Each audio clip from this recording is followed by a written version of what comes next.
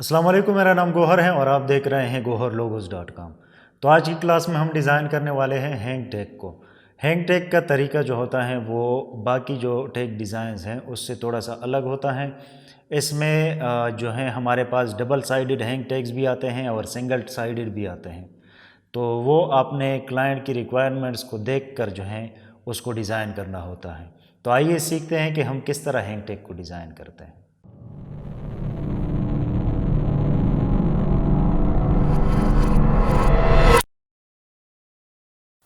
अच्छा जी, तो इलस्ट्रेटर मैंने ओपन किया हुआ है और मेरे पास जो है यहाँ पर डेटा वो आया हुआ है क्लाइंट की तरफ से। तो हम कोशिश करेंगे कि उसको एक हैंग टैग बना कर दे। यहाँ पर उन्होंने double sided hang tag design की डिमांड की है, तो हम उसको डबल साइडेड हैंग टैग बना कर देंगे। यहाँ पर उन्होंने कुछ डेटा मेंशन किया है कि उन्हें फ्रंट पर किया चाहिए और बैक साइड पर जो इन्फॉर्मेशन चाहिए वो यहाँ पर मेंशन है। इसके अलावा उन्होंने हैंग टैग का साइज़ यहाँ पर मेंशन किया है और इसके अलावा आखिर में जो है यहाँ पर जो कलर हैं वो दिया गया है। तो अब हम इस डेटा को जो है इस्तेमाल में लाकर उसको एक हैंग टैग डिज़ाइन करके देंगे। मैं यहाँ पर कोशिश करूँगा कि एक बहुत बेसिक सा हैंग टैग बना कर दूँ ताकि आप लोगों को सिर्फ जो है समझ में आ जाए कि हम किस तरह हैंग टैग को डिज़ाइन करते हैं। बाकी हैंग टैग का जो डिज़ाइन है वो डिपेंड करता है आपकी डिज़ाइनिंग की स्किल्स पर कि आप कितने मतलब जो है माहिर हैं डिज़ाइनिंग में। तो आप मुख्तलिफ़ तरीक़ों से जो है इसके साथ खेल सकते हैं। आप मुख्तलिफ़ कलर्स के साथ खेल सकते हैं, मुख्तलिफ़ शेप्स इस पर अप्लाई कर सकते हैं। तो वो टोटली डिपेंड करता है आपकी डिज़ाइनिंग स्किल पर।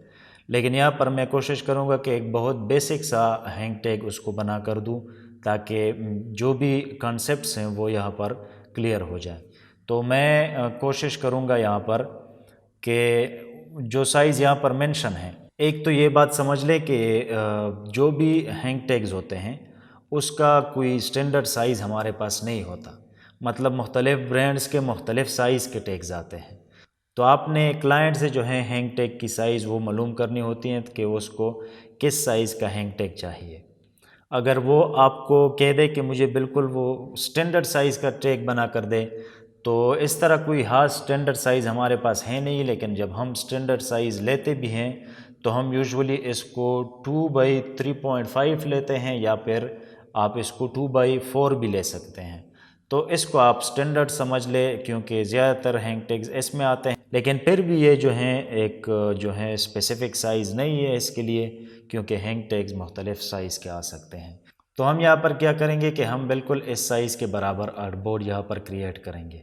तो यहाँ पर फाइल के मेन्यू में हम न्यू पर क्लिक करेंगे और आर्टबोर्ड यहाँ पर क्रिएट करेंगे। तो यहाँ पर उन्होंने साइज़ दिया हुआ है 2/3.5 का। तो हम यहाँ पर क्या लेंगे 2/3.5 यहाँ पर हम साइज़ लेंगे। यूनिट अगेन आपने इंचेस में रखनी है और इसके अलावा आर्टबोर्ड आपने 2 क्रिएट करने हैं क्योंकि हमें फ्रंट और बैक दोनों डिज़ाइन करने हैं। आप चाहें तो ब्लीड यहाँ पर ले सकते हैं या फिर ना भी ले तो कोई मसला नहीं है, लेकिन सेफ्टी के लिए आप ब्लीड यहाँ पर ले सकते हैं 0.125 इंचेस का। और यहाँ पर कलर मोड आपने CMYK कलर मोड रखना है क्योंकि ये प्रिंट के लिए होता है। 300 ppi पर इसको रख ले और यहाँ पर क्रिएट कर दें। तो इस तरह आपके पास जो है 2 आर्टबोर्ड्स यहाँ पर आ जाते हैं। अब आपने क्या करना है कि एक पर फ्रंट डिज़ाइन करना है और दूसरे पर बैक साइड की डिज़ाइनिंग करनी है। तो हम क्या करेंगे, सबसे पहले हम यहाँ से जो डेटा है उसको यहाँ से कॉपी करते हैं और इस डॉक्यूमेंट में यहाँ पर लेकर आते हैं। अब हम इस डेटा को जो है बारी बारी क्लाइंट की जो इंस्ट्रक्शंस हैं उसके मुताबिक एडजस्ट करेंगे। तो हम क्या करेंगे कि जो फ्रंट साइड है उसको पहले डिज़ाइन करेंगे यहाँ पर। इसके लिए हम क्या करेंगे कि एक लेआउट यहाँ पर तैयार करेंगे जो दोनों साइड्स पे अप्लाई हो। तो हम क्या करेंगे कि यहाँ से हम रेक्टेंगल टूल को सेलेक्ट करेंगे और इसके बराबर जो है हम एक रेक्टेंगल ड्रा करेंगे। तो रेक्टेंगल का साइज़ हम यहाँ पर 2x3.5 रखते हैं और इसको बिल्कुल इसके बराबर एडजस्ट कर लेते हैं। अब हमने इसका कलर यहाँ से चेंज करना है, या हम इस तरह करते हैं कि ये जो बैकग्राउंड है इसका कलर हम बिल्कुल वाइट रखते हैं और इसके साइड पर जो है हम एक स्ट्रोक अप्लाई करते हैं। तो यहाँ से हम स्ट्रोक को सेलेक्ट करेंगे और यहाँ से हम स्ट्रोक का जो कलर है वो ब्लू रखते हैं, या फिर इस कलर का ब्लू हम यहाँ से सेलेक्ट करते हैं। तो यहाँ से हम ये जो कलर कोड है इसको यहाँ से कॉपी कर लेते हैं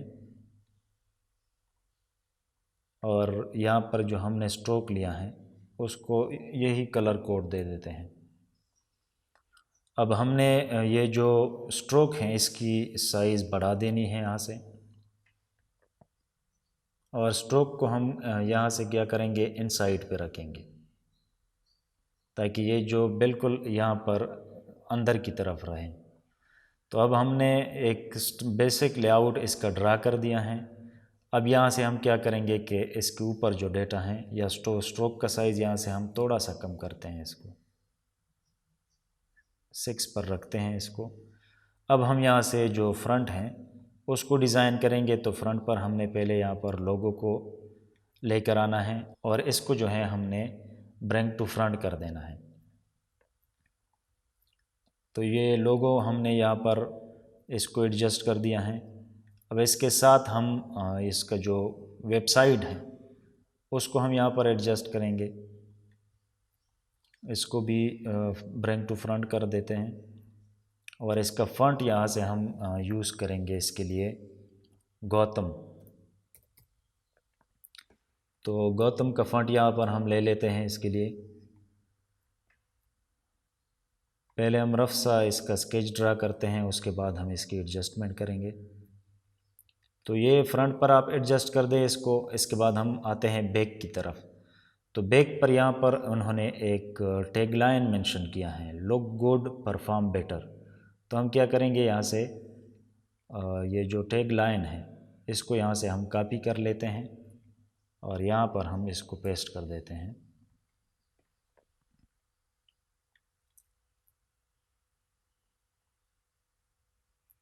इसके अलावा ये जो डिटेल्स हैं इसको भी यहाँ से हम कॉपी कर लेते हैं, यहाँ पर लेकर आते हैं। तो अब हम क्या करेंगे कि ये जो बैक साइड है उस पर भी ये जो फ्रंट का हमने लेआउट बनाया है इसको यहाँ पर कॉपी करके लेकर आएंगे और यहाँ पर इसको एडजस्ट कर देंगे। आप चाहें तो इस तरह कर सकते हैं या चाहें तो बिल्कुल वाइट इसको रख सकते हैं और जो स्ट्रोक हैं इसको न अप्लाई करें तो भी चलता है। तो मैंने पहले भी कहा कि ये टोटली आपकी डिज़ाइनिंग स्किल्स पर डिपेंड करता है कि आप किस तरह का डिज़ाइन उसको बना कर देते हैं। इसके अलावा जब आप डिज़ाइन कर लेंगे तो आप चूँकि क्लाइंट को ये दिखाते हैं तो उसकी अप्रूवल जो होती हैं वो भी ज़रूरी होती हैं।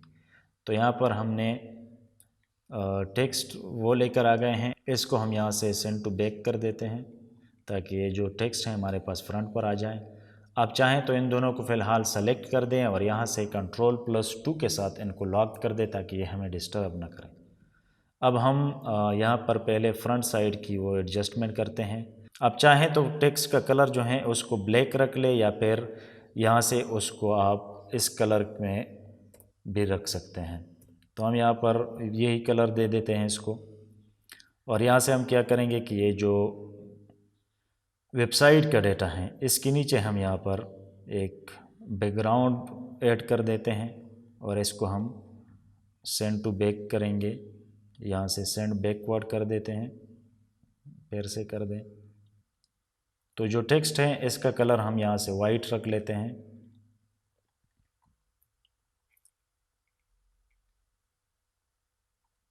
इसकी थोड़ी सी एडजस्टमेंट यहाँ पर कर दें और चाहें तो ये इसको आप एक्स्ट्रा बोल्ड भी रख सकते हैं, लेकिन बोल्ड सही है यहाँ पर। अब यहाँ पर आपने इस तरह करना है कि इन सारों को सेलेक्ट कर दें और यहाँ से अलाइन टू आर्टबोर्ड कर लें। आप इस तरह भी इसको रख सकते हैं। अगर आप फर्दर इसमें कुछ ऐड करना चाहें तो आप वो भी कर सकते हैं, यहाँ से कुछ लाइंस ड्रा करना चाहें तो वो भी कर सकते हैं। फ़िलहाल मैं इसको यहाँ पर ऐसे ही रख रहा हूँ। अगर मैं इसको यहाँ पर इसके बराबर लेके आऊँ तो मुझे लगता है कि थोड़ा सा ये सही नज़र आएगा। हाँ, अब ये सही लग रहा है तो इसको हम यहाँ पर एडजस्ट कर देते हैं। और यहाँ पर ये जो स्पेसिंग है हम कोशिश करेंगे कि यहाँ पर ये जो स्पेस है इसको भी इसके बराबर रखें। तो हम यहाँ से इसका एक वो नाप लेंगे और इसको यहाँ पर इसके बराबर लेके आएंगे।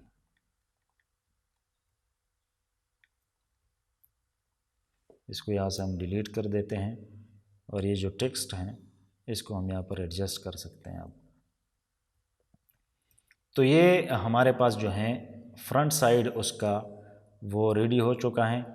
आपने कोशिश करनी है कि लोगो ज़्यादा ऊपर ना हो और ना ज़्यादा नीचे हो, बल्कि आप अगर दरमियान में रखें तो बेहतर हैं, या फिर अगर ऊपर से थोड़ा सा फासला ज़्यादा हो, क्योंकि यहाँ पर जो है एक होल क्रिएट होगा। तो आप कोशिश करें कि ये जो लोगो हैं इसको थोड़ा सा नीचे रखें।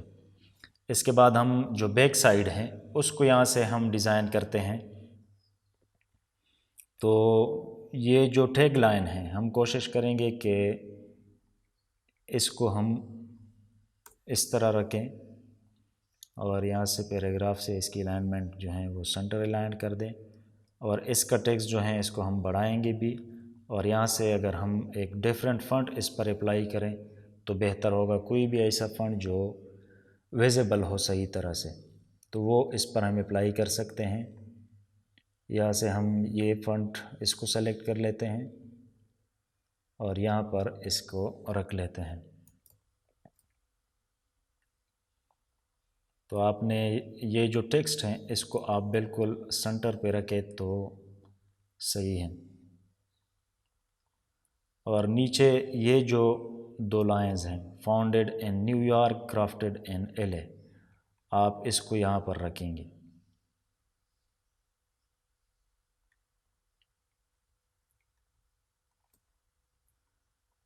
और इसका फ़ॉन्ट जो है वो भी हम यहाँ से गौतम रख लेते हैं।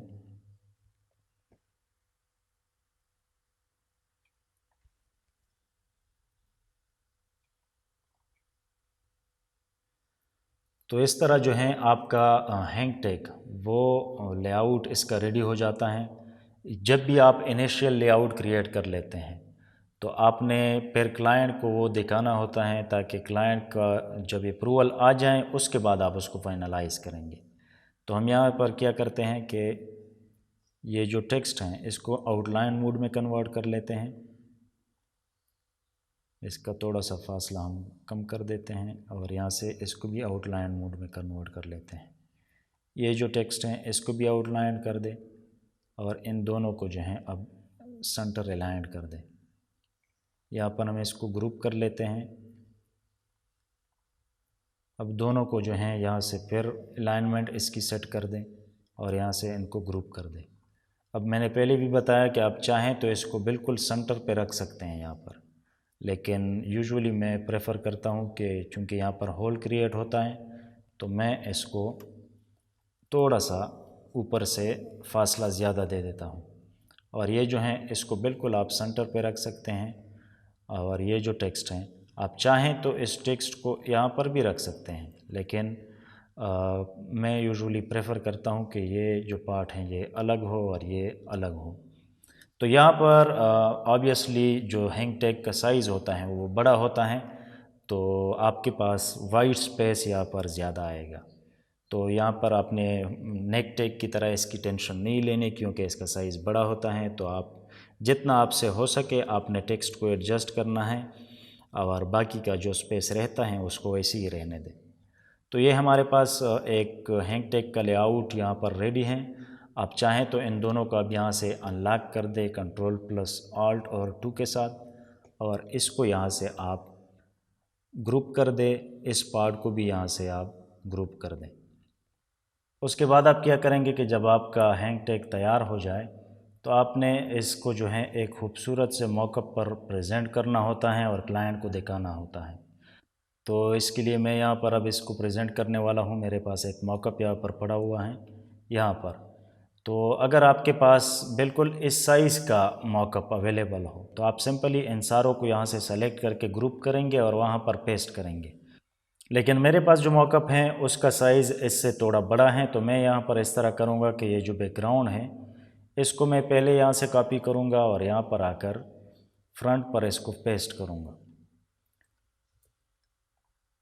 तो यहाँ पर मैं इसको बिल्कुल इसके बराबर लेके आता हूँ। तो देखिए कि मेरे पास जो इसका साइज़ है ये यहाँ तक है और ये जो मॉकअप का साइज़ है ये इतना बड़ा है। तो हम क्या कर सकते हैं कि इसको यहाँ से स्ट्रेच कर सकते हैं। वैसे ये चीज़ डिज़ाइनिंग में रिकमेंडेड नहीं है, लेकिन हम चूँकि प्रेजेंटेशन कर रहे हैं और हमारे पास कोई ऑप्शन नहीं है दूसरा, तो हम इसको इस तरह कर सकते हैं। तो इसके बाद हम क्या करेंगे कि ये जो फ्रंट का डेटा है इसको यहाँ से कॉपी करेंगे और यहाँ पर पेस्ट करेंगे। साइज़ इसका थोड़ा बड़ा कर दें और यहाँ पर इसको एडजस्ट कर दें। अब सिंपली यहाँ से इसको ओके कर दें और यहाँ से इसको सेव कर दें। तो ये आपका जो है फ्रंट साइड वो डिस्प्ले हो जाएगा। इसके बाद सेम प्रोसीजर आपने बैक साइड के लिए वो यूज़ करना है। यहाँ से हम बैकग्राउंड कलर इसको कॉपी कर लेते हैं और यहाँ पर पेस्ट कर देते हैं।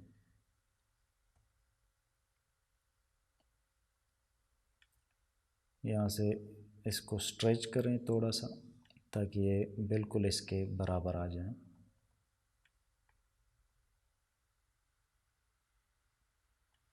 अब इसको यहाँ से ओके कर दें और यहाँ पर जो बैक साइड का डेटा है इसको आप यहाँ से कॉपी कर दें और यहाँ पर पेस्ट कर दें।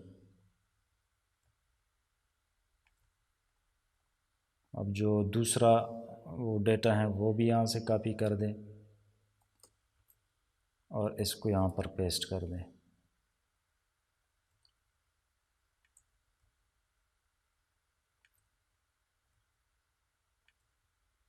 अब सिंपली इसको यहाँ से ओके कर दें और सेव कर दें। तो इस तरह जो है आपका जो प्रेजेंटेशन है वो तैयार हो जाएगा। इसका फ़ायदा यह है कि जब आप क्लाइंट को इस तरह प्रैक्टिकल में प्रेजेंट करके टैग दिखाते हैं तो वो यूजुअली इसको फ़ौरन एक्सेप्ट कर लेता है और आप जो हैं रिवीजन से बच जाते हैं। लेकिन अगर वो फिर भी कोई रिवीजन की डिमांड कर ले तो इसमें कोई हर्ज नहीं है, क्योंकि आप डिज़ाइनर हैं और आपका काम है कि आपने क्लाइंट को सेटिस्फाई करना होता है। तो इस तरह आप हैंग टैग को डिज़ाइन करते हैं, इसको प्रेजेंट करते हैं। तो उम्मीद है आप लोगों को आज की क्लास पसंद आई होगी और ये भी समझ में आया होगा कि हम किस तरह हैंग टैग को डिज़ाइन करते हैं। मैंने बिल्कुल एक बेसिक सा हैंग टैग बना कर दिया है, लेकिन आप लोग जो हैं इसको मुख्तलिफ़ तरीक़ों से डिज़ाइन कर सकते हैं और ये डिपेंड करता है कि आपकी जो डिज़ाइनिंग स्किल्स हैं वो किस लेवल की हैं। तो उम्मीद है आप लोगों को आज की क्लास पसंद आई होगी। अगर पसंद आई है तो इसको लाइक करें, शेयर करें और चैनल को सब्सक्राइब करें अगर सब्सक्राइब नहीं किया तो। मिलते हैं अगली क्लास में। अल्लाह हाफ़िज़।